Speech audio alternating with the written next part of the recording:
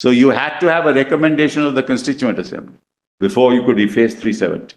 That's what the Constitution makers themselves thought in 1950.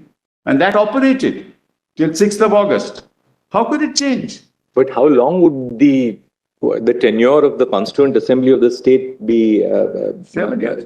Sorry? 6 years, 51 to 57. So therefore, with the end of the 7 years, the very institution of the Constituent Assembly of the state lapses, then there's no Constituent Absolutely Assembly right. left. Absolutely. But then what happens with the proviso? But then what happens with the proviso then? This is exactly the point, Mullah. This is exactly the point. Mullah, the in between 51 and 57, the Constituent Assembly could take that decision. But thereafter, Mullah, there's no question because they formed the. Well, let's take the Constitution. What happens after the Constituent Assembly has come to an end? Because no Constituent Assembly can have an indefinite life. That's precisely the point, Mullah. That is my point. The Constituent Assembly in India, when it drafted the Constitution, can't have a life after the Constitution is framed. No, but equally, the proviso to clause 3 refers to the recommendation of the Constituent Assembly of the state. Yes. The substantive provision says that the President may by a notification declare that the article shall cease to be operative. Yes. Right? Now, the only safeguard is that before the President does so, the recommendation of the Constituent Assembly of the state has to be taken. Yes.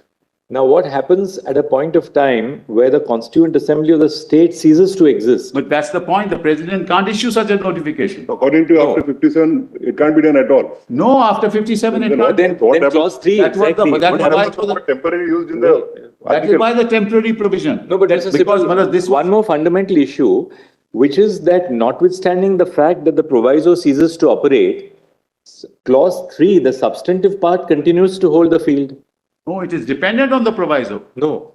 With respect, no, Mullah. With respect, any proviso. If the proviso, I mean, there are ways in which you can construe a proviso, but if the proviso ceases to operate by virtue of the fact that the tenure of the Constituent Assembly of the state has ceased to exist, surely the substantive part of 3 still continues to remain. Kindly see the scheme of 370, Mullah, with the greatest respect. Kindly see the scheme of 370. On the 4 items, Mullah, that is defense,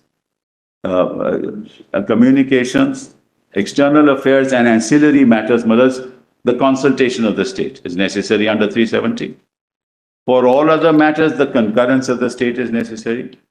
So can you say you do away with the concurrence? And then the third thing is, if you want to abrogate 370, then or amend it, you have to get the recommendation of the Constituent Assembly. So long as it exists. To me, so long as it exists. Mullah, I'm sorry, Mullah, this is the point, Mullah. That's why I said initially, the Constituent Assembly, Mullah, has served its term when a constitution is framed. So in which case, then what happens is if your construction is right, 370, which is essentially a transitional provision, assumes the character of a permanent position. No, it is a transition. By virtue of the fact that there is no Constituent Assembly of the state after 1957. Absolutely. It's a transitional provision between 1951 and 1957 when the Constituent Assembly could take that decision, which was left to the people of Kashmir. So according to you, after 57, Article 3 has become redundant. Whereas Constituent Assembly, even in the context of Constitution of India, is redundant. So there is You can't revive a Constituent Assembly. There is no method, according to you, Yes. by which either with consultation assembly or otherwise, Yes. can 370 at all be abrogated? Mullah, the amendment that is made ultimately, they convert the legislature into a Constituent That's a Assembly. different matter, right? No, but that tells you their understanding. Please appreciate that. It's their understanding of the Constitution. Civil, there are 2 separate aspects. One is interpretation of Clause 3 of Article 370 and the proviso to that. Yes. The second part is what the amendments have been made and how do you interpret. Yes. Well, I can't hear your lordship. Yes. One is interpretation of Clause 3 to Right, Article right. 370 has to be done independently of the amendments. Right. So your contention is the proviso specifically applies, and unless the proviso is resorted to, and it cannot be resorted to after 1957, Clause 3 will not be applicable. That's your sum and substance. Yes, absolutely. That's absolutely right, Mullah. That's absolutely right. Whereas, just as Clause 2.3 has worked itself out. Mullah, the point is, why was this clause put in 1950? Because in 1950 they said we'll have a Constituent Assembly. See the Constituent Assembly debates, it will be made clear. 51 to 57. No, but the fact is in 370, at that time the Constituent Assembly was not there. The whole purpose was. What happened in this case was, not that they changed the boundaries, mothers. They converted it into a union territory, which is the other problematic issue, which of course we'll have to argue later. You can change the boundaries of a state, you can bifurcate the boundaries of a large state into smaller states, but never in the history of this country has a state been converted into a union territory. You can carve out a union territory out of a state. You can carve out, but you can't have all of Madhya Pradesh being a union territory tomorrow. Understanding some assurance that on assembly elections being held, Jammu and Kashmir will be a state. No, that's true, but what they have converted it into a union territory as of now. I mean, that's unthinkable. And under the article for Jammu and Kashmir, there was a special provision that had to be consented to.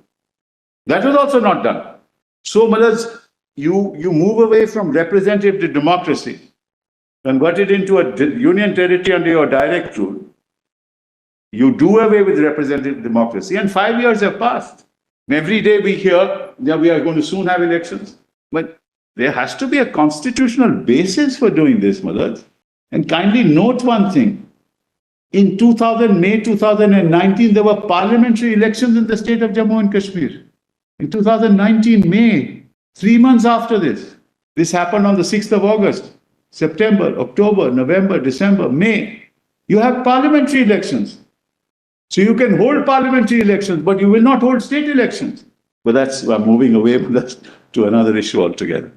1039, 1711, 1956, the Constituent Assembly of Jammu and Kashmir, in exercise of its constituent powers, approved and adopted the Constitution of Jammu and Kashmir. Which is why I started off with the proposition that the concept of a Constituent Assembly is a political exercise. That political authority, that political body can decide on the future of the state.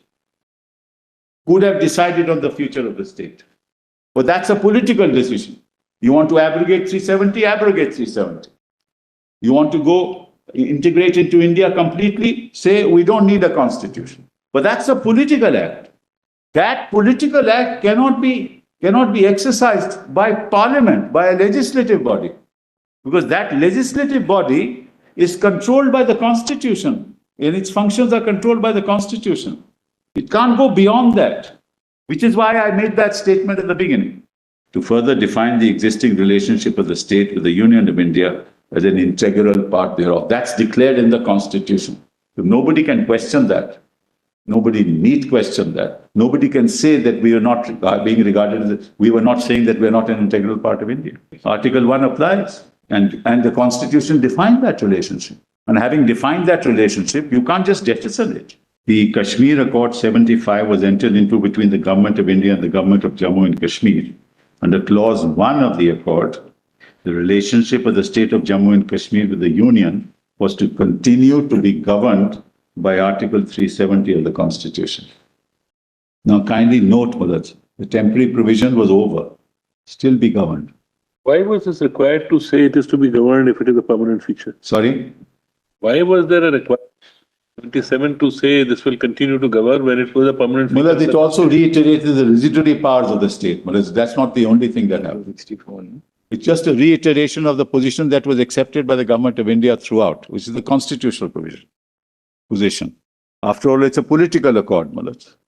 I mean, it has no legal basis that way, but it tells you of the intent of the signatories, Madhaj. Political change at that time. Yes, I know that. Madhaj, in any case, 75 is a momentous time in the history of this country. Yes. Luckily, I was out of the country, Madhaj, so I jailed for ultimately 14 years. The background is, Madhaj, that whenever he came out, he was saying that, no, give us autonomy, give us autonomy. It is in that context that the accord was there, that you can't get out of 370. That's really the background to it. He was put in jail even by Mrs. Gandhi. So the exercise of a constituent assembly is a political exercise. The drafting of the constitution, which is a political document, is a political exercise. But once the constitution is drafted, once it is come into place, then all institutions under the Constitution are governed by the Constitution. And those institutions are limited in the exercise of their powers because they have to exercise their powers consistent with the provisions of the Constitution. Parliament cannot convert itself into a constituent assembly. That's done. Today, the Indian Parliament can't say by a resolution that we are the constituent assembly. As a matter of law, they can't say it. Because they are now cabined, cribbed, and confined by the provisions of the Constitution. They can't pass a law which is outside the list. They can pass a law under 254. If the state passes a law, it's repugnant. They must adhere to the basic features of the Constitution. They can't suspend, except in emergencies with external aggression, the fundamental rights of people. That also is limited under provisions of the Constitution. The executive can't do things which are contrary to the law, and the judiciary then declares the law. But no parliament can convert itself into a constituent assembly. And if you accept that proposition of law, it has enormous consequences for the future of my country. And that is one of the most salient and, according to me, the core issues to be decided in this case. Because Parliament said that we declare the legislature of the state of Jammu and Kashmir as the constituent assembly. Where does Parliament get that power? How does Parliament get that power? Under which provision of law? Not under 356. So that's, according to me, the core of the issue that your lordships will have to decide. May I now, with your lordship's permission, read the instrument of accession? Because what happened on the 26th of October, actually, the invasion, so to say, was started on the 20th of October. And within 6 days, these decisions were taken. Because the invaders came, they were armed, they had guns, they would have run over the state. The ruler realized that he cannot secure the security of his own people. He had entered into a standstill agreement with Pakistan. India refused to enter into a standstill agreement with him. And then, thereafter what happened? One second.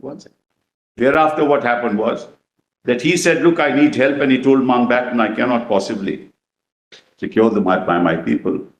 So thereafter, the proceedings started. He sought, and he said, look, if you help me, I will unconditionally access to India subject to my own conditions, which is separate from the instruments of accession of the other states.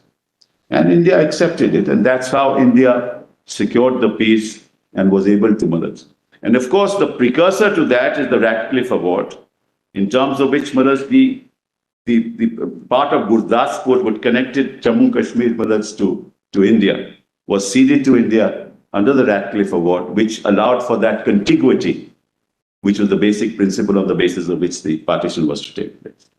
So that's how all this happened. Your Lordship, just a historical fact, at that point in time, Sheikh Abdullah was in prison. And he had been always against the ruler, because he wanted the will of the people of Jammu and Kashmir, and not a despotic ruler. So he was against the Sadr-e Riyasat, so to say. But when he realized that, look, unless I get him on my side, I'm not going to be able to defend. So he released him and said, you form the interim government.